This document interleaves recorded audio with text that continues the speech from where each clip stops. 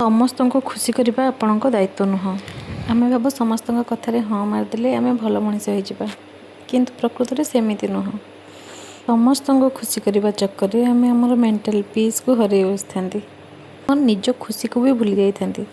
छे आपण को पसंद होने कि आपण का इच्छा ना आप क्लीयरली नो कह भी शिखतु। जो मैंने आपण मान भल पाँच ना कि प्रकृत में आपण को रेस्पेक्ट करुँच से मैंने आपण नो को क्लीयरली बुझीपारे ओपिनियन को रेस्पेक्ट भी देवे। समस्त एवेलेबल रहा भल किंतु निजर मेंटल पीस को सैक्रिफाइस करके नुह।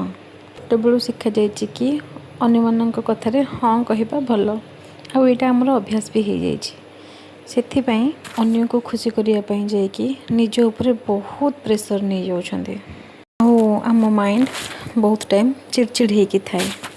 हाँ जेहेतु आम मैंने महिला तो आम मान बहुत काम प्रेशर आगुरी थाए तो आम मान पाखे टाइम एनर्जी बहुत लिमिटेड। तो एनर्जी से खर्च करूँ जो आपण को ठीक से रेस्पेक्ट मिलूँ।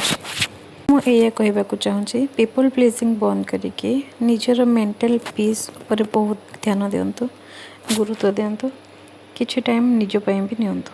देखो आपड़ जदि क्या ना कहते तार अर्थ नुह कि आप खराब मनीष।